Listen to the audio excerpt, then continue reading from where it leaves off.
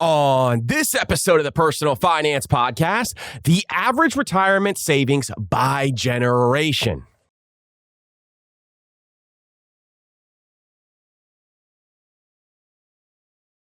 Now today, we're going to be diving into the average retirement savings by generation. And then we're going to be answering some of your questions and doing a money Q&A in the second half of the show. And so I'm really excited to dive into this because we are going to be looking at data from Fidelity that shows the average retirement savings by generation. And we're going to start this one off with Gen Z. So Gen Z are folks who were born from 1997 to 2012. And so we are looking at the average retirement balance for folks who are in Gen Z. And really, if you are in Gen Z, this is the peak time for you to start saving for retirement. Why? Because these dollars are so incredibly valuable. And as you grow your wealth over time, you're going to see these seeds that you planted right now, the seeds that you started off with, are going to fund your retirement for the rest of your life. Now, one thing to note here is that most people in 2025 who are in Gen Z, their ages range from age 13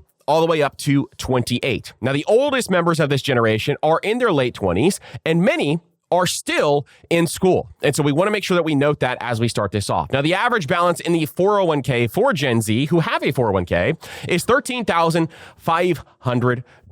And so the employee contributions in these accounts from this Fidelity data are about 7.2%, and the employer contributions are 3.7%. Now, if you're watching on YouTube or on Spotify, we're going to put this chart on the screen for you so that you can see this as we go through this. Now, 18.2% are contributing to a Roth 401k, which is an uptick from a lot of others out there. And the average balance in their IRA is about $6,672. Now, why does this matter? Why does it matter for Gen Z? Well, Gen Z is starting earlier than any other previous generation, which is absolutely fantastic. They are actually starting to invest earlier. Now, I think this is a testament to the financial education that is out there for a lot of people. There are folks on TikTok talking about, hey, make sure you're saving for your retirement. There are folks on Instagram, YouTube talking through this. And I think financial education is rising across the board. Now, it's still not even close to where it needs to be, but we are at least seeing people starting saving for retirement earlier than they were before. And I think that is really, really cool. Number two is starting in your early 20s gives you this massive compounding advantage. So anybody who is Gen Z, who is listening to this right now, I want you to understand as we go through this, you have an opportunity to absolutely change your financial life if you start investing now. Now is the time to get your finances together, because once you get into your 30s and 40s, you are going to regret not planting the seeds right now. Someone who starts in their 20s will massively outperform someone who starts in their 30s and who works twice as hard as someone in their 20s. And so once you get the ball rolling, you're going to realize that all you got to do is just start packing up snow. And as you start to pack in snow, once you get to your 30s, you're going to be able to roll that snow downhill, and compound interest is going to start doing the work for you. But now is the time. Now, you may have come from a background that doesn't understand how to invest.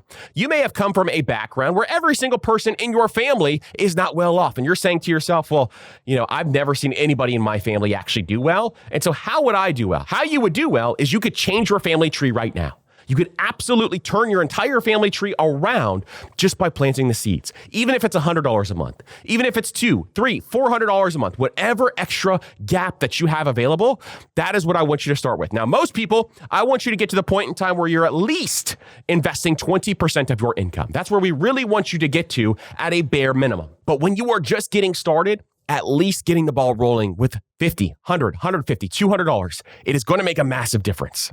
Now, we have something called the Wealth Builders Matrix. If you go to mastermoney.co/resources, it is going to show you how much every single dollar you invest is worth based on how old you are by the time you turn age 65. It is really, really eye-opening. So someone in their early 20s in Gen Z, every single dollar they invest is going to be worth about $100. Sometimes it's 110, depending on how old you are. For folks who are in their later 20s, every single dollar you invest is going to be worth a little less, but it is still massively impactful. So it's going to make you rethink a lot of your spending decisions when you look at the Wealth Builders Matrix, because you can see what every single dollar is worth. Now, if Gen Z keeps up with this pace, with continued contributions. The cool thing about this is they may be the wealthiest retirement generation yet if they keep the ball rolling, because they are getting started earlier than everybody else. And so because of that, we're going to see a huge difference here in Gen Z from some of these other generations and what the total outcome is, because folks who start early, that is where the biggest impact is going to be. Now let's get into the millennials. The millennials are a generation that early on did not save and invest as much as they should, and it slowly has turned around as time has gone on. The millennials, I am a millennial. That is my generation, the generation that I was born into. And these are folks born between 1981 to 1996. And so in 2025, most millennials are between the ages of 29 to 44. And so this is something where the oldest millennials are entering crunch time for savings, and many are dealing with these competing priorities. Now, here's the thing with millennials. Is most of you are in this point in time where your earnings power is starting to increase, but you're in the middle where your time is becoming restricted because you have families and or you're just focusing on your career. And so a lot of your time is being reduced based on your priorities. And so because of this, we need to set up automations and we need to set up financial systems that are going to allow us to retire by the time we hit retirement age. The time to start is right now. If you're a millennial, then you need to make sure that you are investing for retirement. You guys grew up in an era where we needed better financial education. And so now we have it. Now we have that point in time where I want you to start to get these dollars working. So the average balance for millennials right now is $67,300 in a 401k. Now, the employee contributions on average is only 8.7%, and the average employer contribution is 4.6%. Now, this is in the traditional 401k. Now, how many are contributing to a Roth 401k? 18.3% of millennials are contributing to the Roth 401k. Now, the Roth 401k, for those who don't know, is a very powerful account that allows you to get, in 2025, $23,500 into that Roth 401k. So you put money in, it grows tax-free, and you can pull the money out tax-free. So you pay those taxes up front from your paycheck, but then it grows tax-free, and you can pull that money out tax-free. It's a really powerful account. And so also, the average IRA balance for folks who are millennials is about $25,109.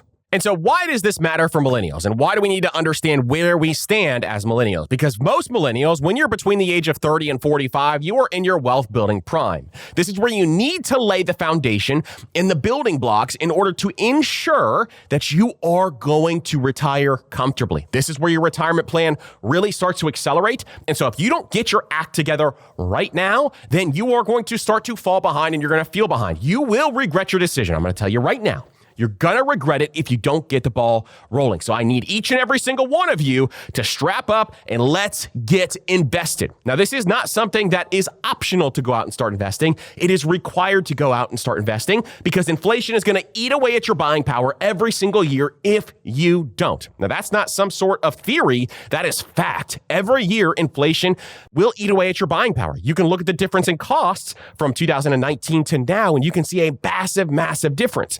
And the reason for that is because inflation is going to eat away every single year at your buying power if you do not work on this stuff. So really important to make sure that you are investing your dollars because you're in your wealth building prime. Now is the time. Number two is if you are only investing 10% of your income, maybe it's 15% of your income, it is time to start ramping up contributions. You need to make sure that you are putting enough into these retirement accounts. So getting to 20, 25, 30% of your income is the range we want you in.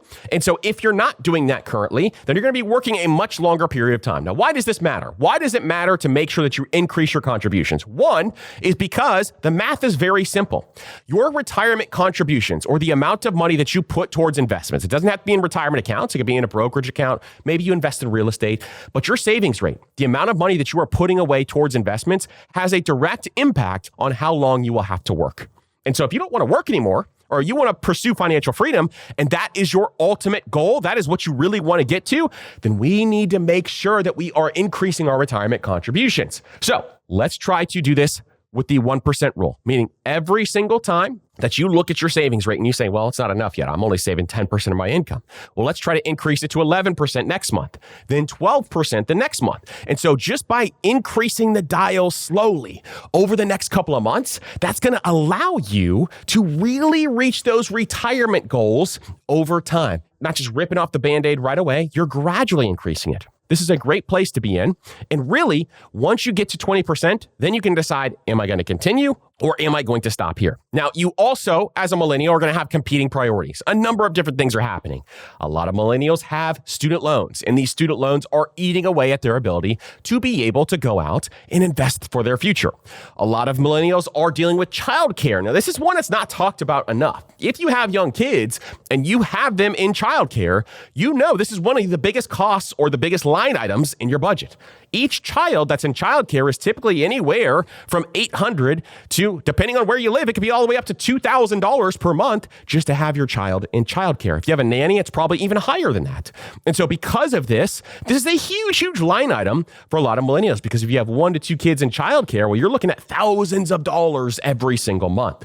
And so this is another big thing. Then housing costs are rising. And if you didn't buy a house in 2020, then you are looking at a situation where you may have higher housing costs than other folks. And so you have these competing priorities. What we need to do is learn how to juggle these competing priorities and then figure out how to increase our income over time so that we can achieve our financial goals. We talk a lot about how to increase your income here. And so if you haven't heard those episodes, make sure you're subscribed to this podcast, because that is our big goal, is to make sure that we help you increase your income.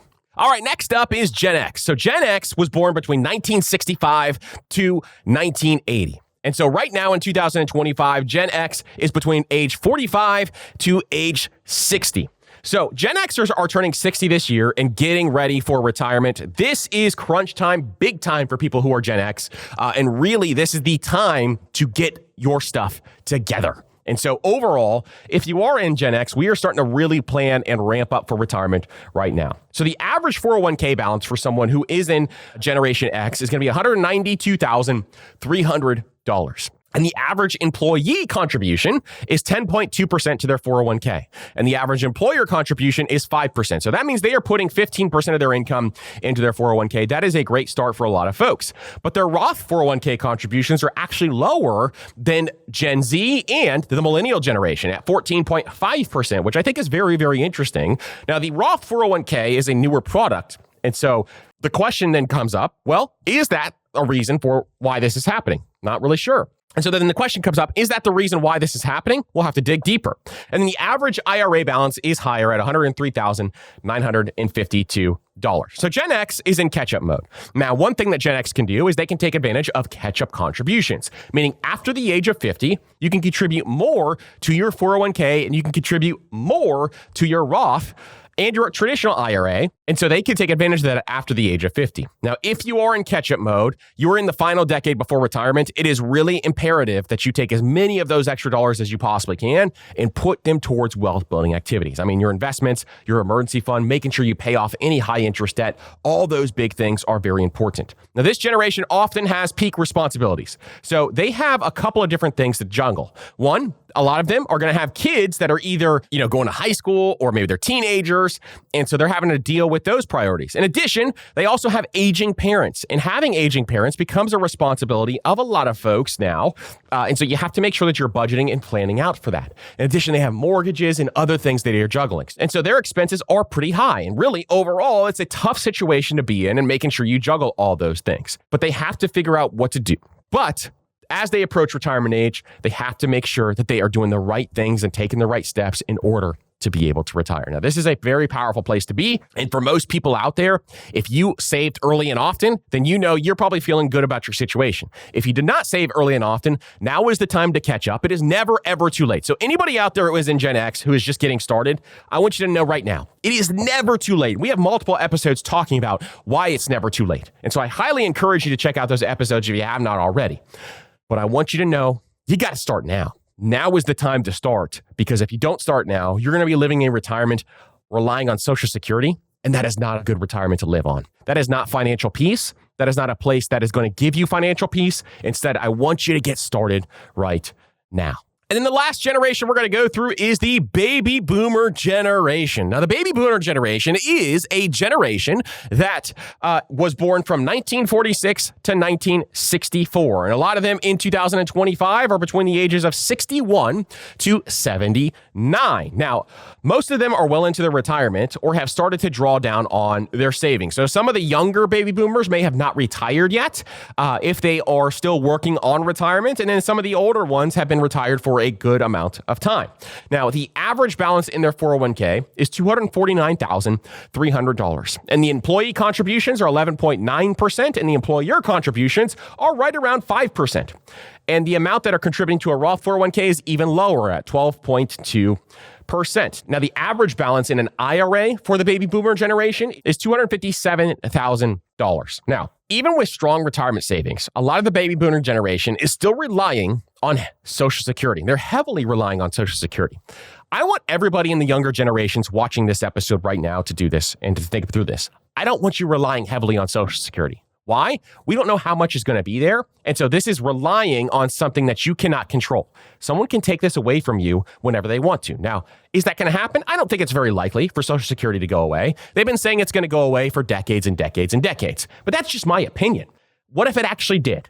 What would you do in that situation? If you're relying on Social Security, you are in trouble. And so I want you to make sure that instead we are deciding to take control of our retirement ourselves. And so we are going to take control of this by investing in our future and putting more money into our retirement accounts. Now, longevity risk is real for a lot of folks out there, and these accounts must stretch for decades, especially with the baby boomer generation. And so they need to make sure that they are preserving their retirement accounts. And so again, this is a great lesson for folks who are in the younger generations to start early, start making sure that you are automating your contributions so that you can get ahead. So again, on the screen, we're going to put a summary of everything we just talked about here.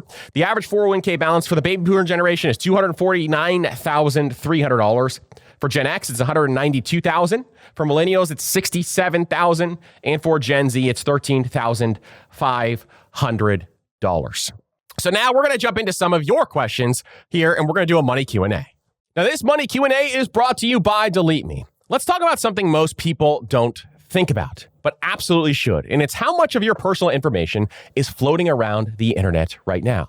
Your name, your address, your phone number, your email, your family members' names, even where you work. And it is shockingly easy for scammers and spammers to find out all this information in seconds unless you have someone actively removing this information for you. Now, that's where Delete Me comes in. Delete Me goes to work scrubbing your information from all the big data broker sites. You can think of places like White Pages, Speakio, Been Verified. These sites have been quietly collecting your data and selling it without you even knowing. And so Delete Me will go and they monitor these sites year round and remove your info when it pops back up.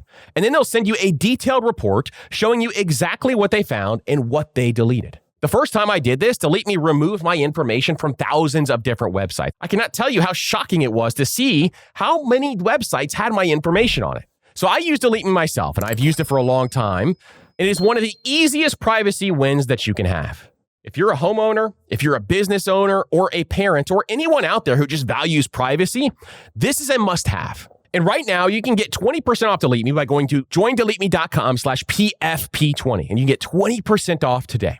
So protect yourself, protect your family, and get your personal information off the internet with Delete Me. Cannot recommend this enough. It is one of my favorite products that I have used over the course of the last couple of years. And it is really one of the most important things to do is to get your personal information off the internet. All right, so the first question we're going to go through is, first, wanted to say thank you for the amazing content you put out. I was blessed enough to find it my junior year of college and began following the Stairway to Wealth as soon as I could. With everything you have taught, I was able to go from a negative $25,000 net worth to a $38,000 net worth within a little over a year after graduation. First of all, that is incredible.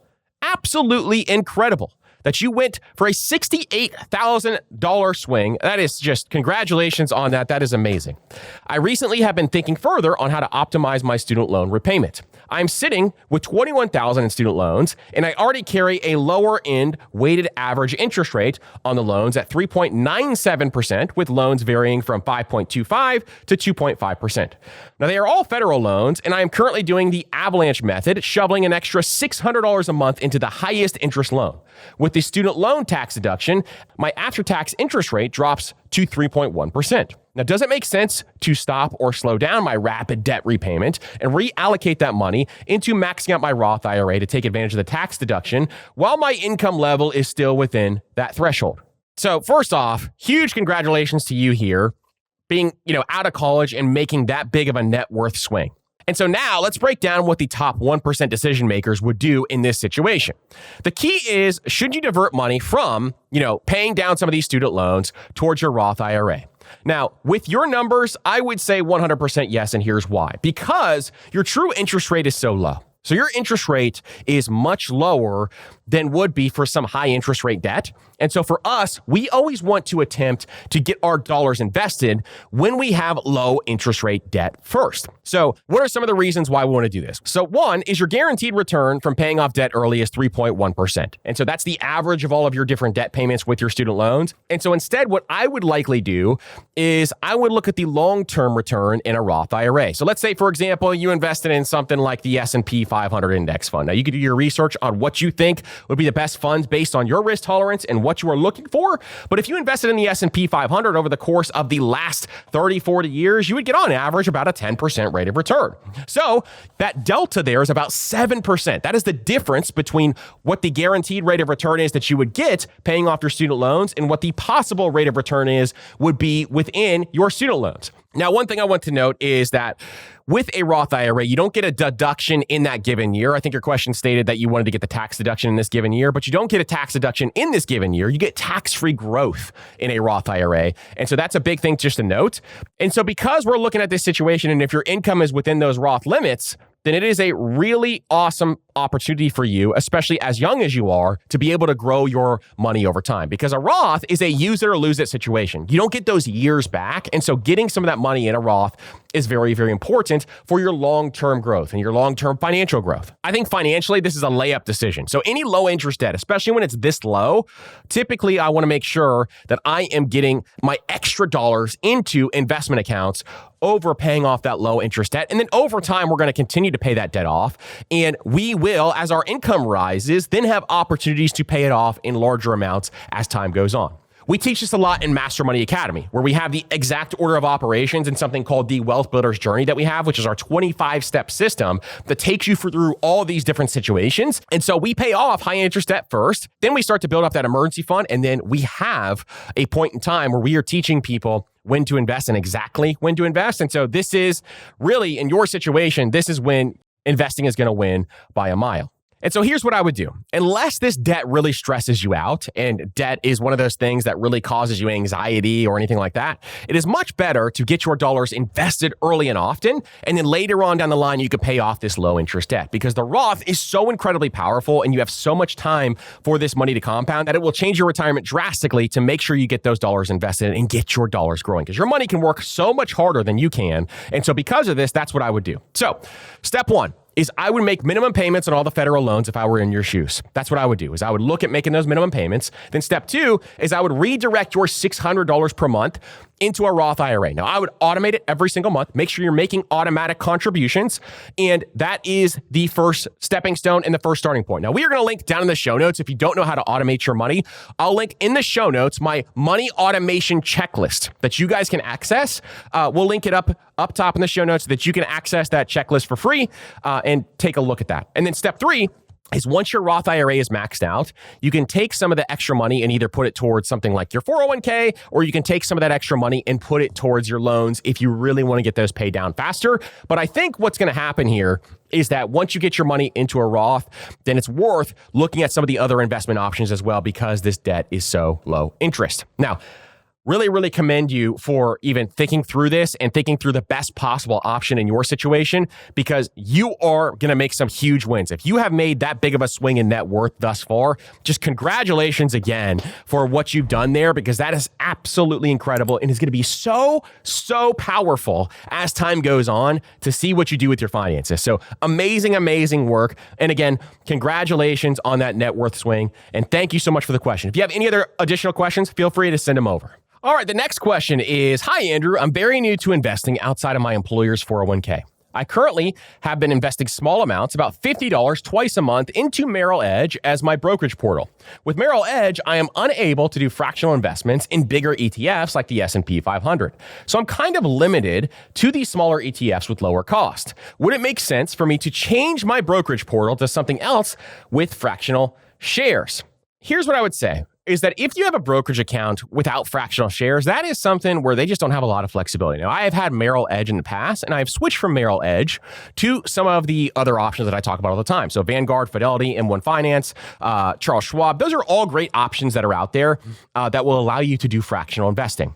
And so because of this, I would consider moving to a different brokerage. Now, it's not very hard to do it. It's pretty easy to move your funds over to a different brokerage. And here's kind of what I would think about doing is you can call Vanguard or Fidelity. They all let you do some of this fractional stuff. Fidelity has a lot of flexibility with this stuff too, but you call the brokerage that you are moving it to and you say, hey, I want to move my money from Merrill Edge to you guys. What are the steps I need to take? And they will walk you through it. It takes about 5 minutes. People in Master Money Academy do this all the time where they want to move from one of their traditional brokerages over to another one that we talk about a lot. And so when they do that, they usually will just call up Vanguard or Fidelity. I just did this with Merrill Edge, and they will move it over. Now, if you're familiar with Merrill Edge and you're just comfortable with them, there's nothing wrong with staying there. But for me specifically, Vanguard, Fidelity, those are my two big ones that I am always investing in. M1 Finance, I have an account with as well. And Charles Schwab, I have helped a lot of people with their Charles Schwab accounts. I have never had an account there, but I know they have some great funds over there too. And so that is definitely one to consider. Now, typically what I like to do is also just choose a brokerage that has automatic contributions that can also auto invest. So Vanguard and Fidelity can both do this, and they have some great easy ways for you to actually contribute directly and then auto invest immediately once your money has hit in that account. And so I really, really like that option because then your money just gets invested and you can get those fractional shares built up over time, especially if you're doing this weekly, because then you're just getting your money invested sooner. And so if you do this over time, then it's not sitting for a month or two until you can buy an index fund or an ETF. Instead, it is getting invested earlier. And so you can get that growth earlier. I think it is beneficial on all fronts. And probably if we did the math and looked at this, we'd be able to see that just getting those dollars invested even sooner, because you'd be delaying a month each time, would be really, really important. And so I think that overall, it'd make a big, big difference for your specific situation. So definitely move it over and let me know if you have any questions on that. All right, so the last one is a real estate question. So I recently listened to your podcast episode,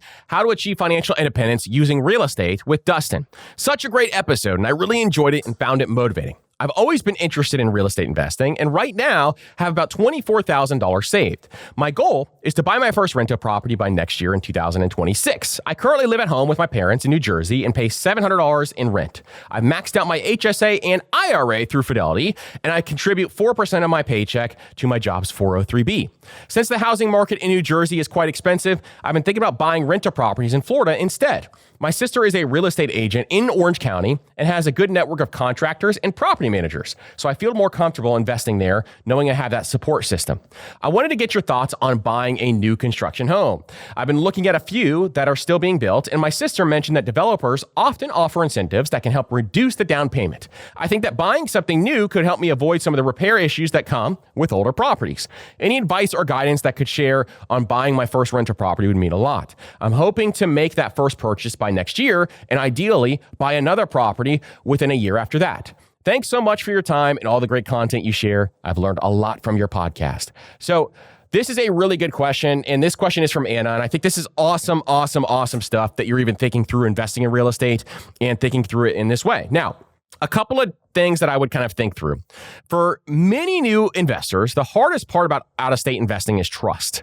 And who's on the ground, who's screening tenants, who's fixing things. And so if your sister is willing to kind of partner with you on this, I don't know how much work she's willing to do, but if she is willing to partner and, be your agent, help you with some of these out-of-network contractors and help find property managers that she trusts, then this eliminates the biggest risk of all, which is finding the right people, because building out this team is one of the most important parts when it comes to investing in real estate out of state. So Florida can become a great option, but this is the big key right here, if the numbers work.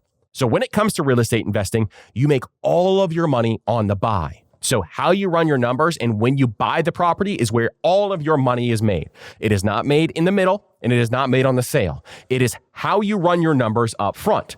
So just because you like the area And just because that area might be booming doesn't mean that the numbers are going to work. So we have to make sure that we are running the numbers. So does the property cash flow after all expenses, including maintenance, repair, capital expenditures, vacancy? So we have for those who don't know, we have a rental property calculator that I think it's $19, but we'll link it up down below that you guys can check out. This is just a spreadsheet that allows you to run the numbers on rental properties. If you're in Master Money Academy, you get it for free. It's in Master Money Academy as part of your membership. But if you are not in Master Money Academy, it's $19, and we'll link it up down below. But it helps you run the numbers so that you understand if a property actually cash flows or not. Now, new construction can be great if the property cash flows, if the incentives are actually real, because they do offer these incentives a lot of times that help you reduce the overall price, and if the rents support the mortgage. So it's not just if the property is going to rent minus the mortgage amount. It is obviously all the other expenditures that fall into play. But with a new build, the nice thing is because everything is new, you can have a little more time before things like capital expenditures like the roof or the AC or whatever else could break down. It would be a little more time before that actually happened. So with new builds, obviously you're just going to have a little bit less repairs up front than you would with older houses. And a lot of times they will give you warranties on all the different structures within some of those things. So new construction has the less deferred maintenance. There's no 40-year-old AC. There's no roof that's going to go bad in the next 5 years. There's no surprise plumbing. And if there is a surprise in the plumbing, typically they will give you a warranty for 10 or 15 years on new builds, depending on what that is. And so in addition, they can also offer some other things like closing cost credits, rate buy downs, appliance packages, all these different things. Now, you probably, on a new build, will have to buy appliances and put them in unless they have those packages. And sometimes they'll even give you down payment assistance.